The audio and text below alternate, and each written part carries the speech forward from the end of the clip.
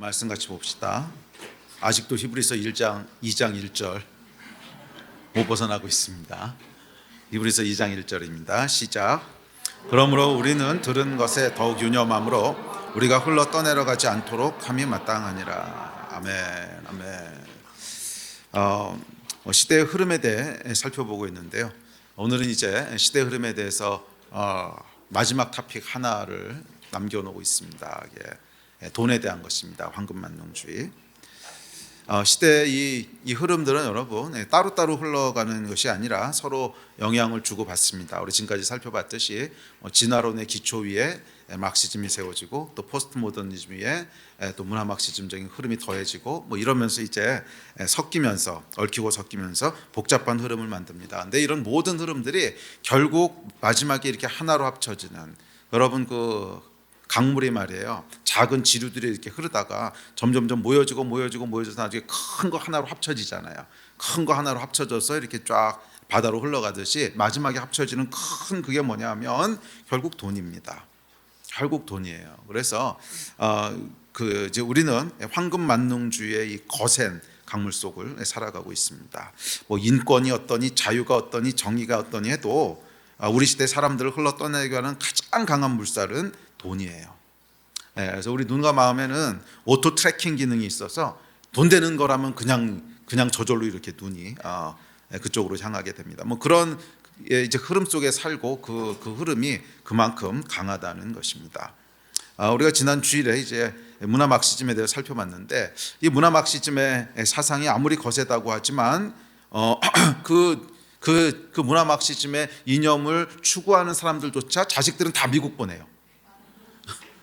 미국은 자본주의의 본산 아닙니까? 그러니까 황금만능주의가 가장 강력한 곳이 이제 미국인데, 아니 이 자본주의 모순을 지적하면서 그거 때려 부수고 이제 공정한 사회가 돼야 된다고 하는 사람들조차도 자식들은 다 미국 가 있단 말이에요. 그러니까 무슨 말이냐면 인권이 어떠니 평등이 어떠니 어쩌고 저쩌고 대단한 얘기를 해도 실제로 그 마음 가운데 중심을 잡고 있는 것은 돈이라고 하는 것을 우리가 부인할 수 없습니다. 그래서 지배계급이 어떠니 인권이 어떠니 노동자들이 어떠니 말을 해도 결국 자기를 속이는 것일 뿐이지, 실제 이들의 마음과 생각의 깊은 곳을 지배하고 있는 것이 뭔가, 그럼 결국 돈이라는 거지요. 그만큼 돈이라고 하는 것은 강력합니다. 그래서 예수께서 이 다른 이념들에 대해서는 그렇게 많이 말씀하신 것이 없는데 돈에 대해서는 굉장히 많이 말씀하셨어요. 그러니까 성경에서 가장 많이 말씀하신 게 이제 돈, 부, 재정 이런 거거든요. 보물. 여기에 대해서는 참 여러 번 말씀하십니다. 왜냐하면 인간의 마음을 결국 마지막에 사로잡고 있는 것은 이것이기 때문에 그렇습니다. 그러니까 포장은 여러 가지로 하지만 결국 가보면 이제 돈이라고 하는 이슈가 마음을 잡고 있습니다. 자, 돈이 우리를 흔드는 이유가 뭘까요? 자, 그것은 돈에는 우리의 필요와 욕구를 충족시킬 힘이 있기 때문에 그렇습니다. 적어도 그런 힘이 있어 보입니다. 자, 그러나 정말 그럴까요? 만약 그게 사실이라면 부자들은 전부 행복해야 되잖아요. 그렇지 않은 것으로 우리가 압니다. 더욱이 성경은 돈이 많으면 근심도 많아진다고 말하고요. 돈의 능력은 지극히 제한적이고 더욱이 돈을 많이 벌면 부작용도 심해진다고 얘기합니다. 자, 이런 돈의 제한적인 능력과 부작용에도 불구하고 사람들이 돈에 대한 욕망을 내려놓지 못합니다. 왜 그러냐면 돈에 대한 욕망을 내려놓지 못하는 이유가 있는데, 그것은 타락한 인간에게는 하나님이 되고 싶은 욕망이 있기 때문에 그래요. 이게 결국 돈에 대한 가장 근본적인 이유입니다. 하나님이 되고 싶은 욕망이 있는 거예요. 자기가 하나님이 되고 싶은 욕망이 있습니다.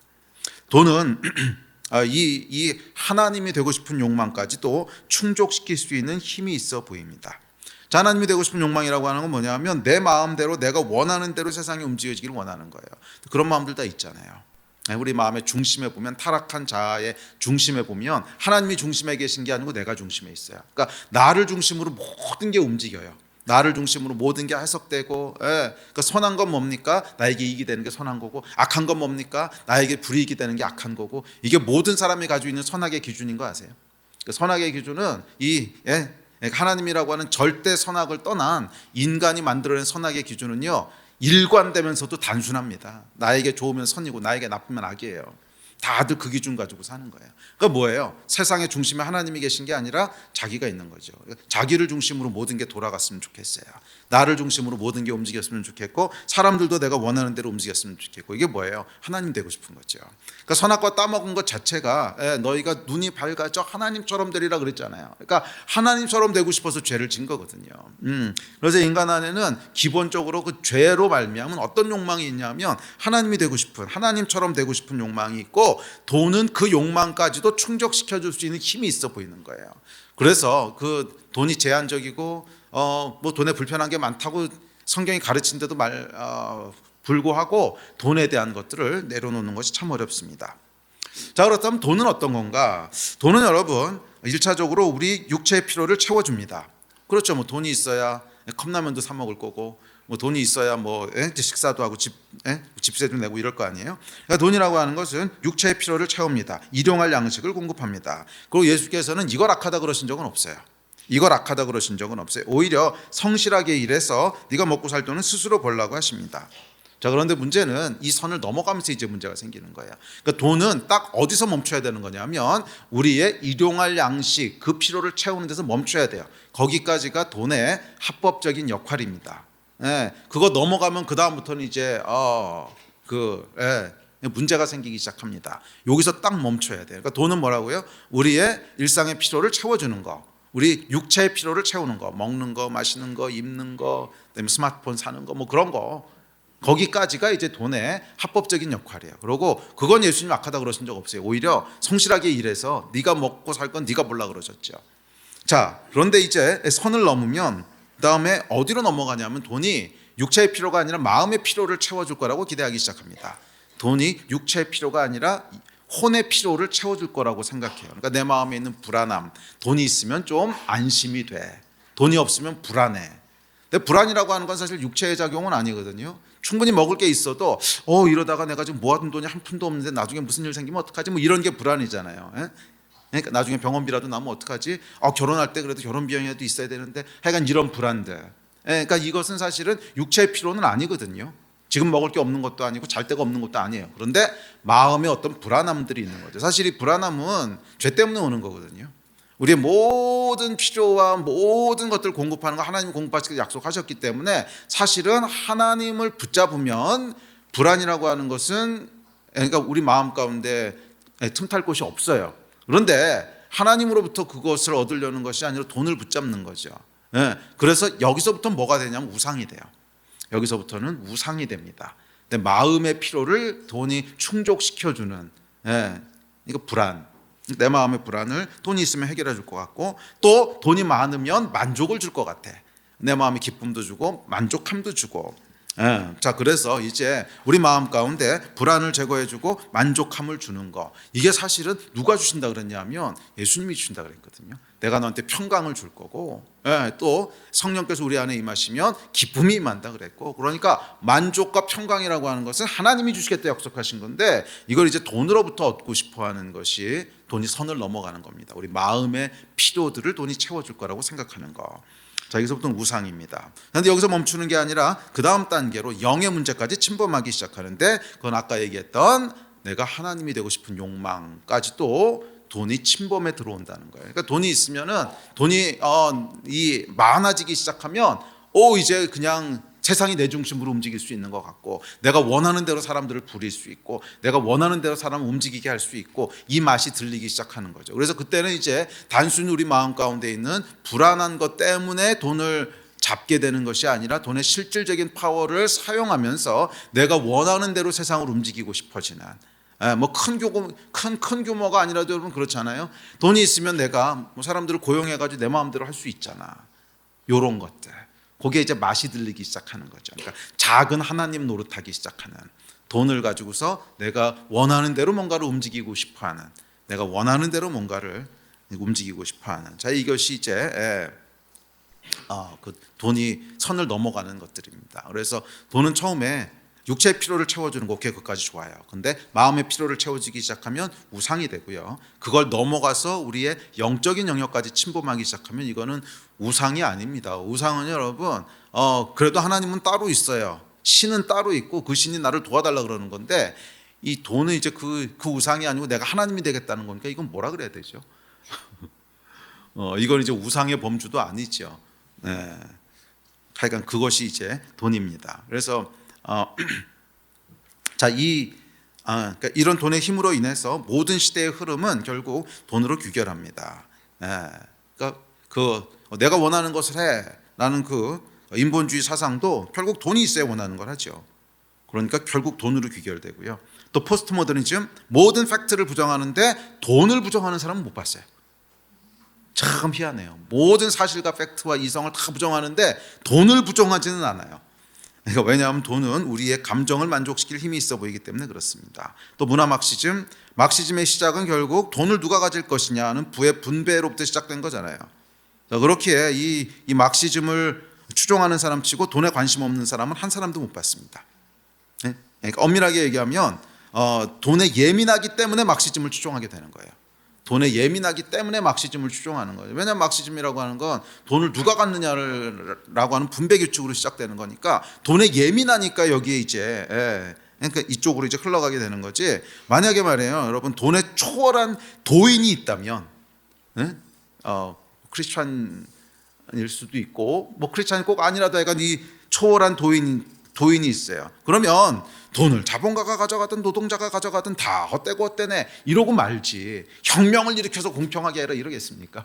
이게 돈에 예민하니까 이 막시즘을 추종하게 되는 거지, 돈에 예민하지 않은데 막시즘을 추종할 리는 없어요. 그래서 이 막시즘 추종하는 사람들은 돈을 겁나 좋아합니다.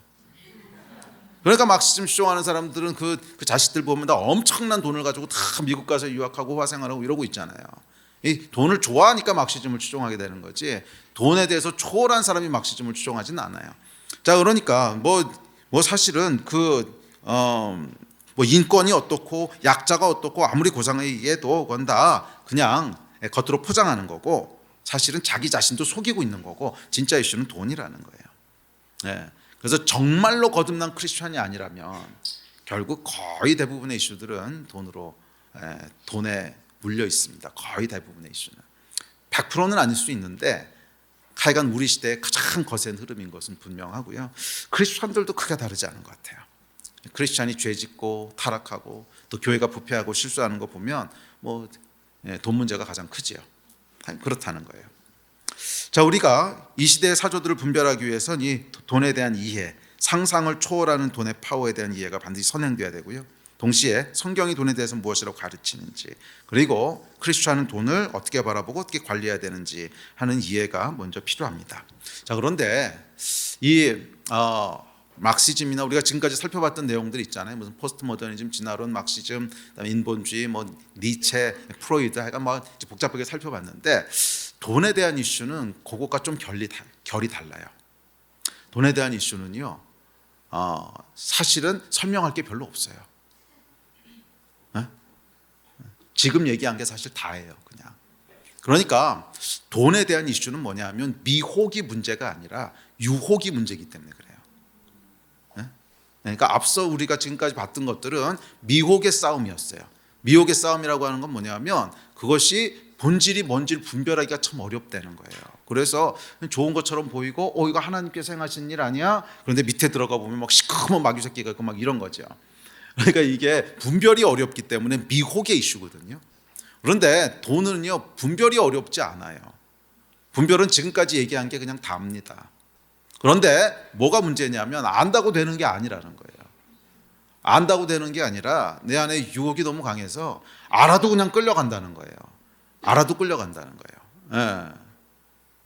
그래서 이 돈과의 싸움은 미혹의 싸움이 아닙니다.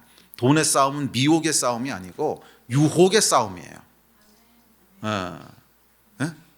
그래서 이것은 진리의 대결이 아니고요. 이것은 파워의 대결이에요. 이해한다고 되는 게 아니라는 거예요. 그렇잖아요. 여러분, 돈가스 먹으면 몸에 안 좋은 거 모르시는 분. 근데 그렇다고 안 먹는 게 되진 않잖아요. 그거 똑같은 거예요. 돈가스 먹으면 안 좋다는 건 아는데 그래도 남자는 돈가스잖아.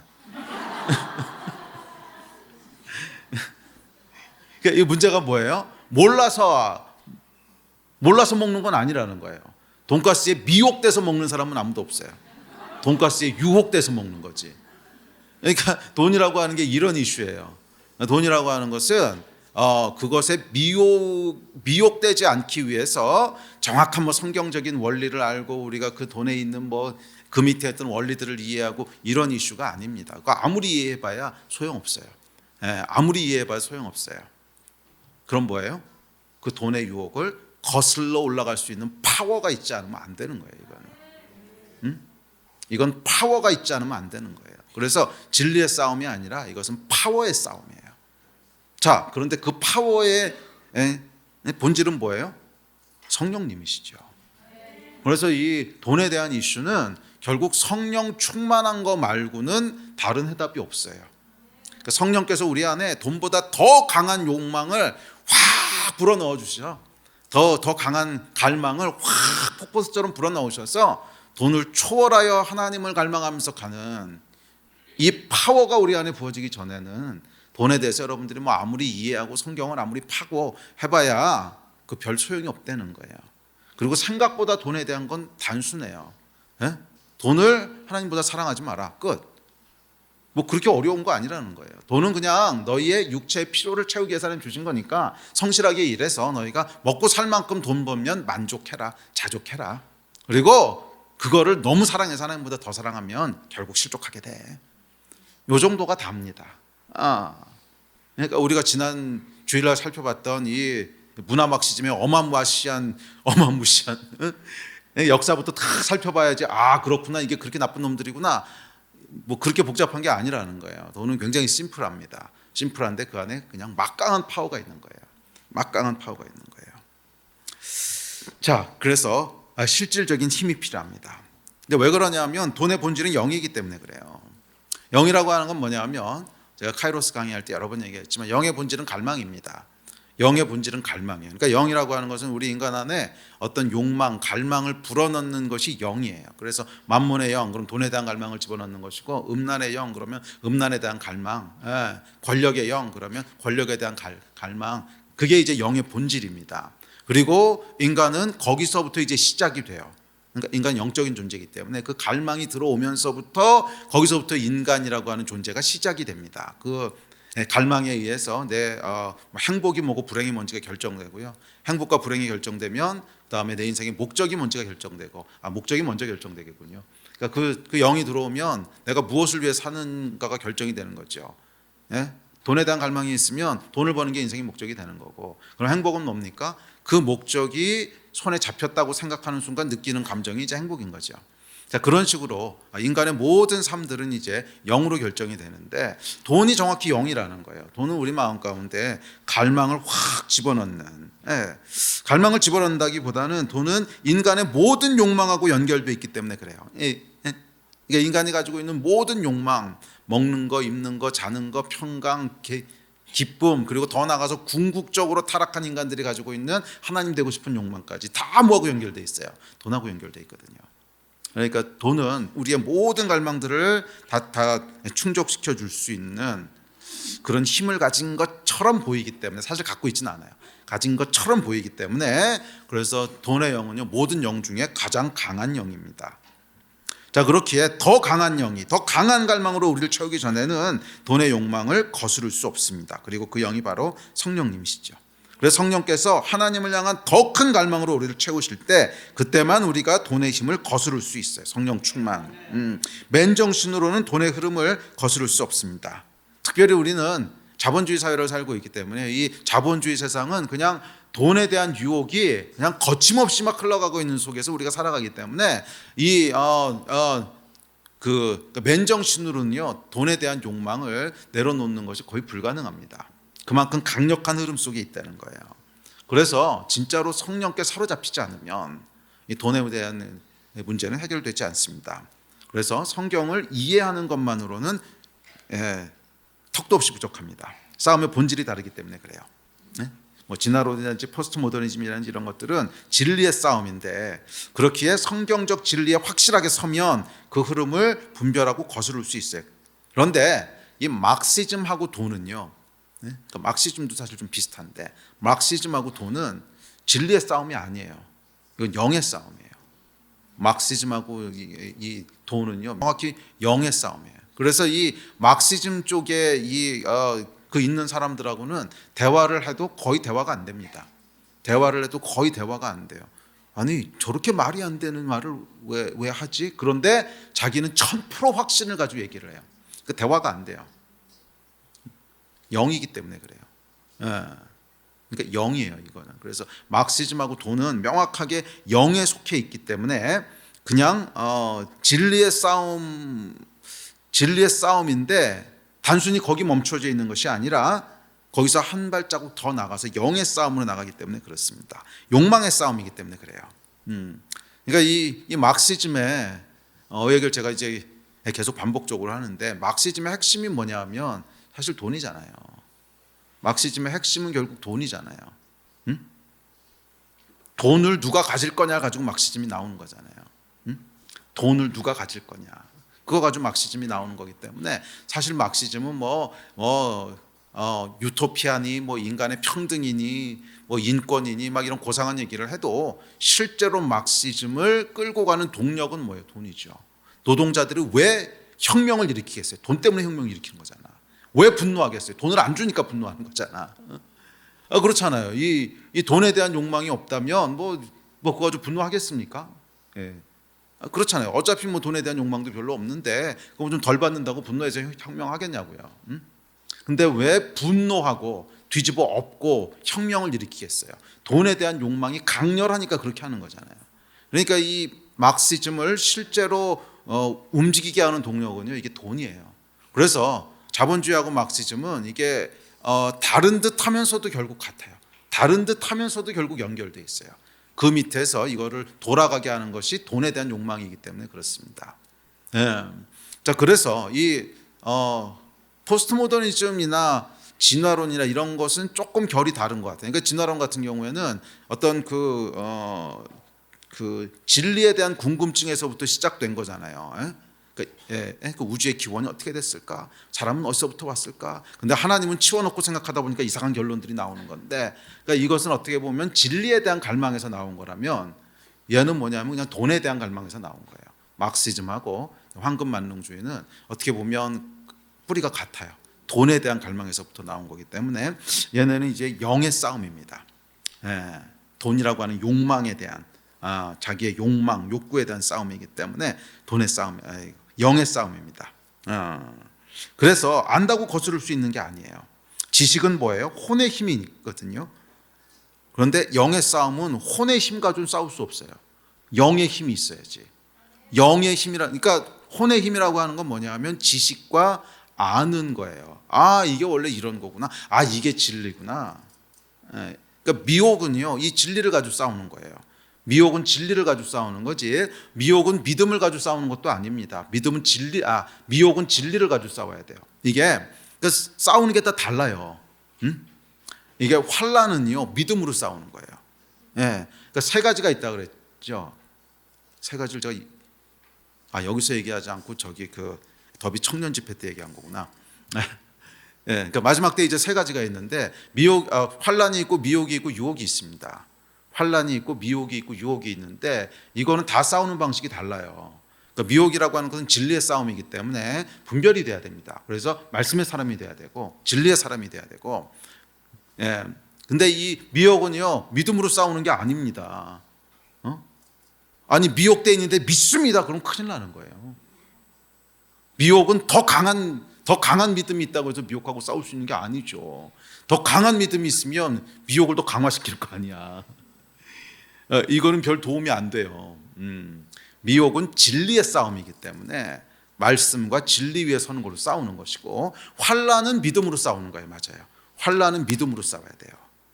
환란은 내가 진리가 뭔지는 아는데 계속 나를 이렇게 핍박하고 힘들게 하는 고통이 오는 거거든. 그러면 이것은 믿음으로 그냥 뚫고 나가고 맞아요. 그래서 환란은 믿음으로 싸우는 거예요. 그리고 이제 마지막 유혹인데, 이 유혹은요, 여러분, 결국 성령 충만한 걸로 싸우는 거예요. 이게 영의 싸움이기 때문에 우리 안에 어떤 갈망이 더 크냐의 싸움인 거예요. 우리 안에 어떤 갈망이 더 크냐의 싸움인 거예요. 그래서 성령이 충만하게 우리 안에 하나님의 나라와 의를 향한 갈망을 넣어주시지 않으면 결국 돈에 대한 갈망한테 먹혀버리는 거죠. 그래서 이것은 갈망의 싸움입니다. 네. 그래서 이 유혹은요, 갈망하는 것의 싸움이기 때문에 성령이 충만해야 돼요. 성령이 충만해야 돼요. 아멘. 예. 그래서 우리가 이 마지막 때는요, 진짜 성령 충만을 구해야 됩니다. 우리 안에 하나님만으로 만족하게 해주시고, 하나님 이외의 것에는 우리 마음이 끌리지 말게 해주시고, 특별히 돈에 끌리지 말게 해주시고, 하나님에게만 우리 마음이 다 온전히 향하게 해주십시오 하는 이 싸움을 싸울 때 우리가 이 돈이 주는 유혹으로부터 승리할 수 있을 줄 믿습니다. 자, 개인적으로는 그렇다면 이 세상 속에서는 어떻게 그 개인적인 책무뿐만이 아니라 사회에 대한 책무가 있다고 했잖아요. 그럼 세상 속에서는 크리스천들이 어떻게 이걸 대해야 될까? 조금 다른 접근 방식이 필요한데요. 세상이 성령 충만할 수는 없으니까. 세상이 성령 충만할 수는 없으니까. 그래서 세상 속에서는 여러분, 첫째는 뭐냐면 사람들이 결국 사람들 안에 있는 가장 큰 갈망은 돈이라고 하는 것을 인식하면서 시작해야 돼요. 그러니까 공산주의 시스템의 맹점이 뭐냐면 이 사람들의 죄에 대한 것을 너무 간과해요. 그냥 다 이렇게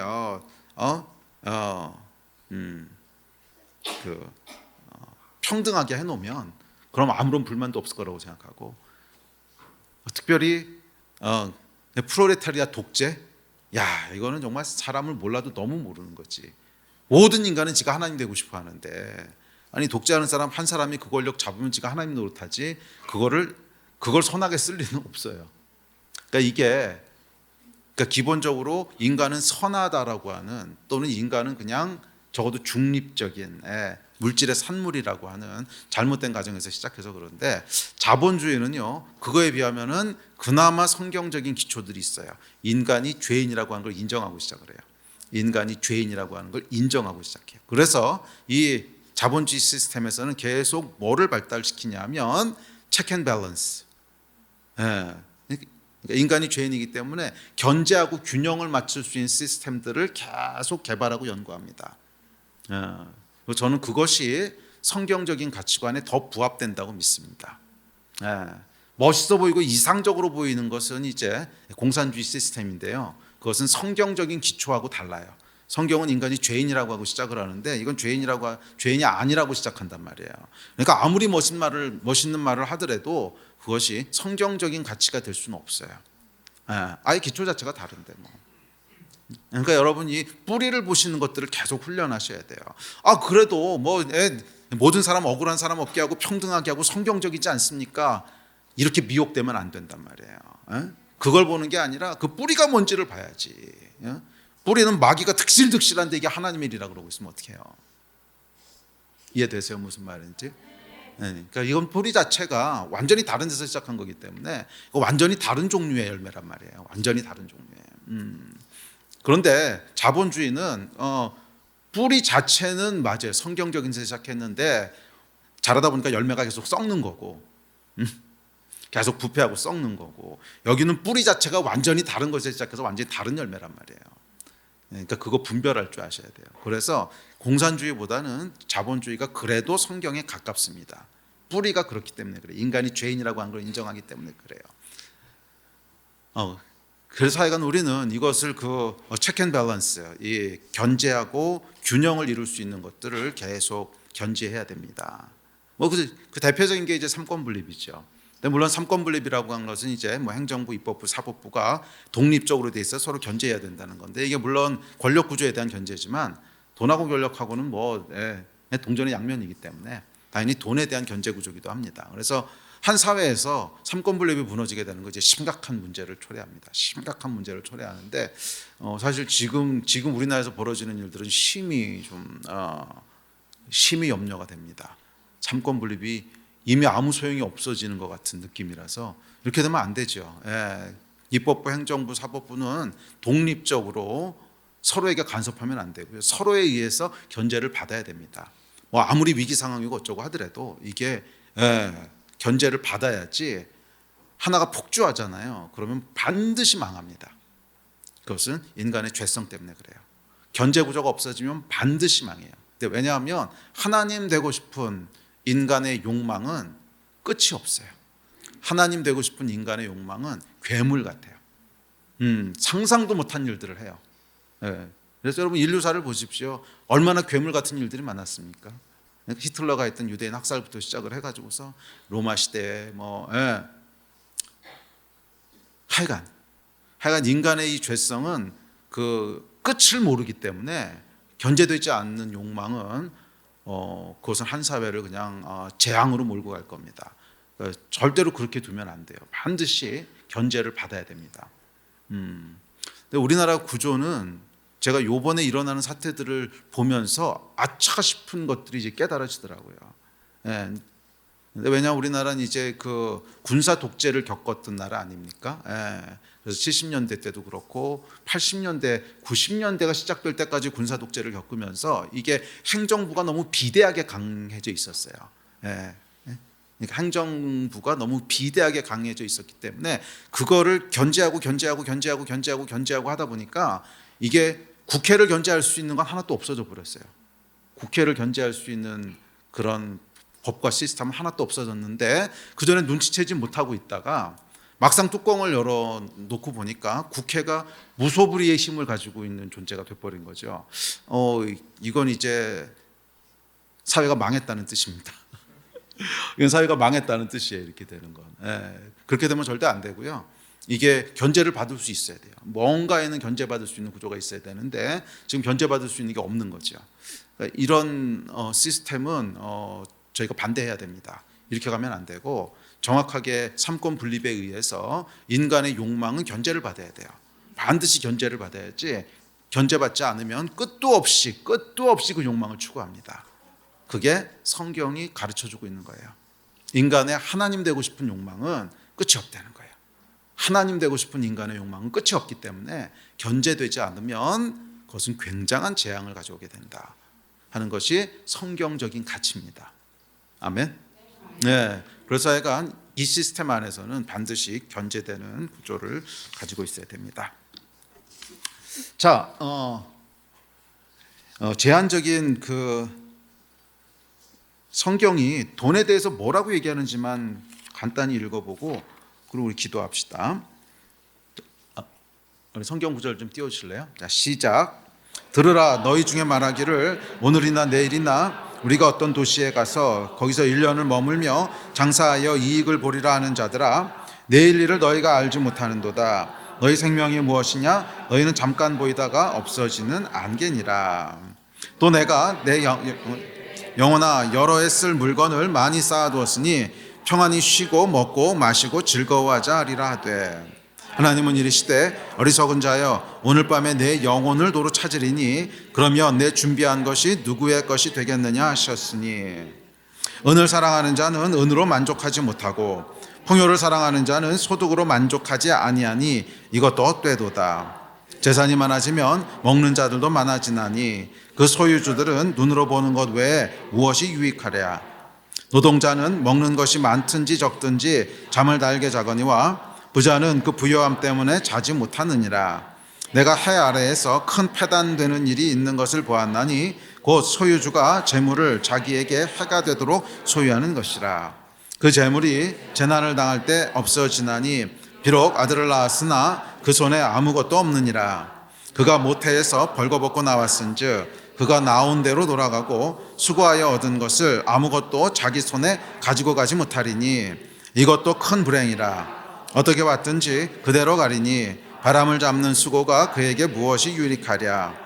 일평생을 어두운 데에서 먹으며 많은 근심과 질병과 분노가 그에게 있느니라. 아멘. 자, 여러분, 이 성경에 대한 돈의 가르침을 쭉 다 읽어봤는데 제일 중요한 포인트가 뭔 것 같으세요? 제일 중요한 포인트는 돈은 인간의 영혼에게는 아무 소용이 없다는 거예요. 그게 포인트예요. 돈은 먹고 자는 문제를 해결해 줄 수 있는데 거기까지가 돈의 그냥 한계고 인간의 영혼에는 아무 소용이 없다는 거예요. 네가 아무리 돈을 많이 먹어도 먹는데 많이 모아도 다음날 죽으면 어쩔 거냐. 돈은 죽음의 문제도 해결하지 못하고요. 그 안에 근심의 문제, 불안의 문제, 그 영혼이 망가진 문제들은 돈이 전혀 소용이 없다는 거예요. 그러니까 돈은 그냥 우리 육신의 필요를 채워주는 것까지가 끝이라는 거예요. 그게 성경의 가르침입니다. 돈의 역할은 어디예요? 우리 육체의 필요를 채우는 것까지, 거기까지가 돈의 역할입니다. 그리고 그걸 넘어서는 순간 오히려 근심이 생기고 불안이 생기고, 그러면서 영혼의 문제는 하나도 해결해 주지 못하는, 그것이 돈의 한계입니다. 자, 그럼 이런 영혼의 문제는 누가 해결하시는 거예요? 오직 예수께서만 해결할 수 있다는 거예요. 오직 예수께서. 영혼의 문제가 뭡니까? 마음의 평강. 평강은 누가 주세요? 예수께서 주세요. 기쁨. 기쁨은 누가 주세요? 예수께서 주세요. 그러니까 이 영혼의 문제는 오직 예수께서만. 또 영생은 누가 주세요? 예수께서만 주세요. 구원은 누가 주세요? 예수께서만 주세요. 그러니까 우리의 영혼에 관계된 훨씬 더 본질적이고 중요한 것들은 누가 주신다는 거예요? 오직 예수께서만 주신다는 거예요. 돈은 흉내낼 수 없다는 거예요. 그것이 성경의 가르침입니다. 그러므로 크리스천들은 돈을요, 원래 돈의 한계 속에서 잘 가둬둬야 돼요. 얘가 넘치지 못하도록 해야 돼요. 얘가 막 넘치고 나와가지고 우리 마음을 침투하고 영으로 침투하고, 그럼 망하는 거고요. 원래 돈의 역할 가운데로 잘 제한해 둬야 됩니다. 아멘. 아멘. 우리 예배팀 앞으로 나오십시오. 사실 설교는 이거보다 훨씬 길어요. 제가 준비한 설교는 훨씬 긴데 이거만 안 해도 될 것 같아요. 왜냐하면 내용이 그냥 뻔한 내용이야. 돈에 대한 것은요, 안 배워도 여러분이 이미 다 알고 있어요. 안 배워도 이미 다 알고 있어요. 성경이 돈에 대해서 뭐라고 얘기하는지도 알고 있고, 그것이 돈에 대한 욕심이 선을 넘어가면 어떻게 되는지도 다 알고 있어요.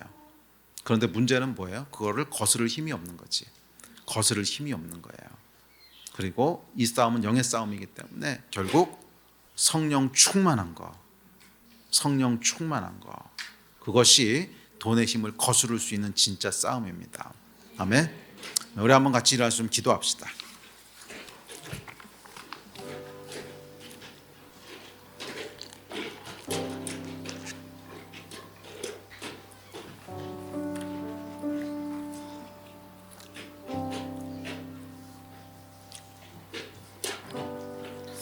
이 돈에 대한 이슈는 제가 아까 말씀드렸지만 결국 인간이 하나님 되고 싶은 욕망, 그 타락한 욕망하고 깊게 연결돼 있습니다.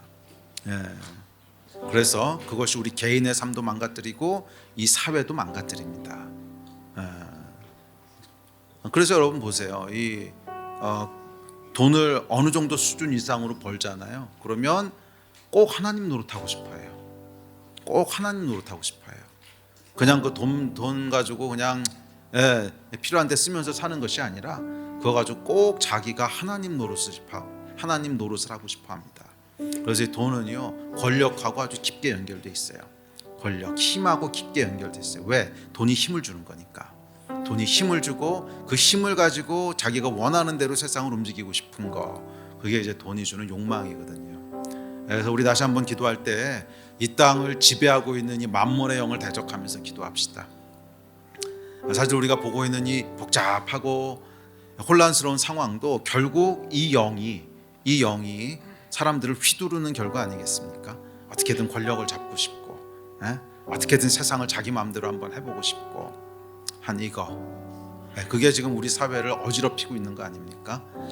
이런 이 만몬의 영, 또 하나님 되고 싶은 욕망들을 좀 예수의 이름으로 대적하며 기도합시다. 우리 안에 있는 것도 대적해야 되지만 요즘 우리가 계속 기도하고 나누고 있는 것은 이 세상 속에 흐르고 있는 사조를 대적해야 된다는 거예요. 그게 영의 흐름이기 때문에 그렇습니다.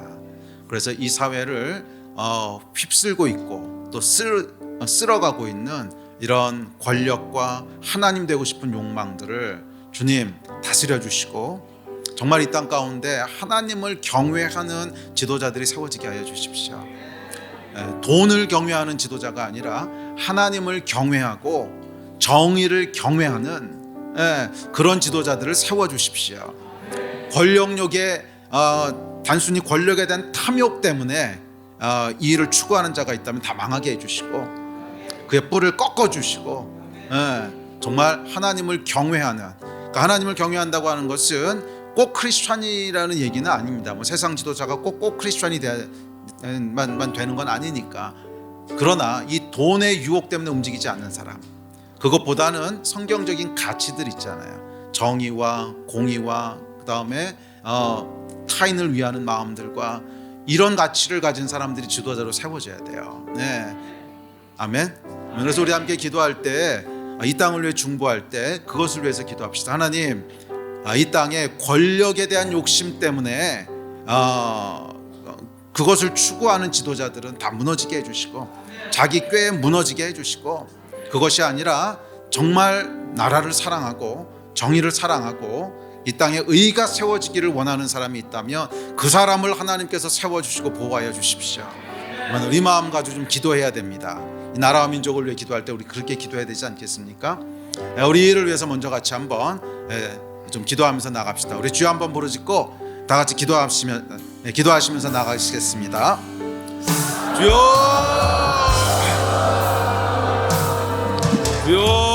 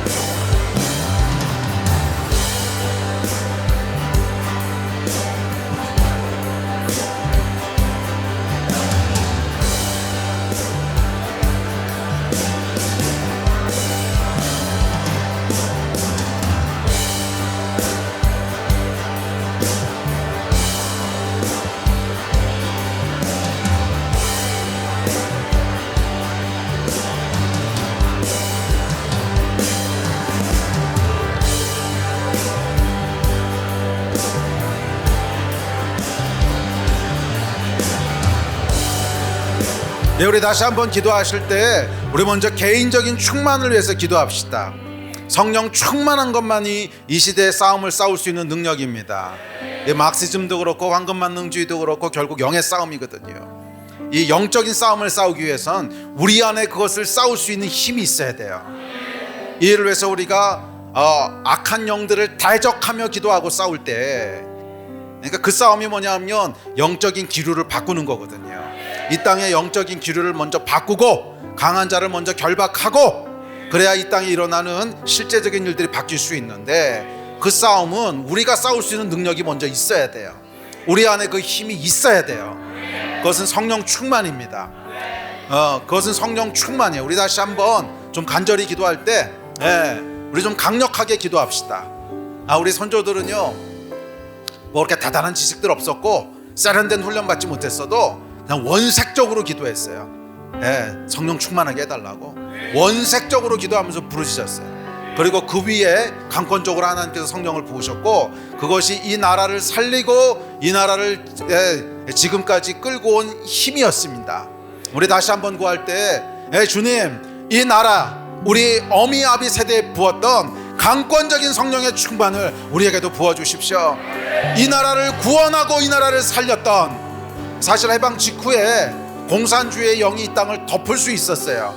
실제로 거의 덮을 뻔했어요. 그런데 이 절대절명의 위기로부터 공산주의 영을 파쇄하고 이 나라를 구원했던 것은 성령 충만한 우리 믿음의 선배들의 그 믿음 아니었습니까? 다시 한번 이 교회 가운데 성령 충만을 부어주셔서 주님, 이 나라를 구원할 힘을 우리에게 내려주십시오. 교회들마다 성령 충만함을 부어주십시오. 우리 어미아비들에게 부으셨던 강권적인 성령의 불을 우리에게도 부어주십시오. 이 마음 가지고 주여 세 번 부르짖고 다 같이 합심해서 기도합니다. 주여, 주여.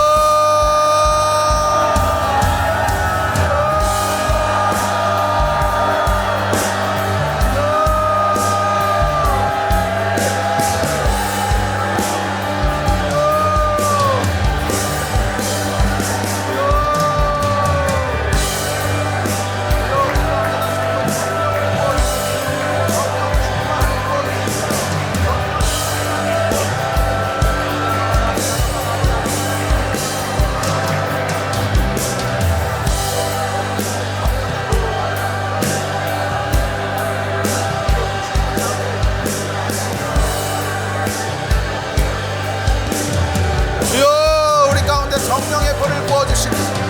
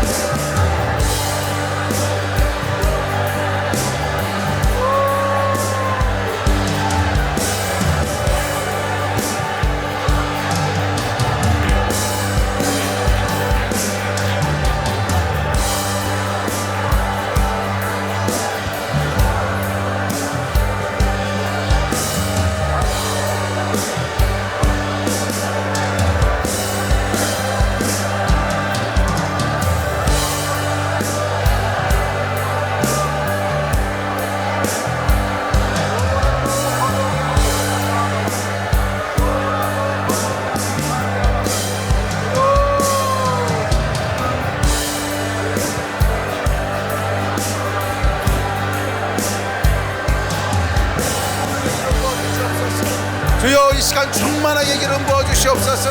성령으로 충만할지어다. 성령으로 충만할지어다. 우리 안에 있는 모든 죄악들은 성령의 불로 태워주시고 성령으로 충만한 인생들 되게 하여 주십시오. 성령님 오순절날처럼 임하여 주십시오. 불의 혀처럼 급하고 강한 바람처럼 임하여 주십시오. 성령이여 임하소서. 성령이여 임하소서. 이 땅을 덮으소서. 주여, 이 땅의 교회들을 덮어주십시오. 이 땅의 교회들 가운데 다시 한번 성령의 불을 내려주십시오. 성령의 기름을 부어주십시오. 이 땅의 교회들 가운데 성령의 불을 다시 한번 부어주십시오.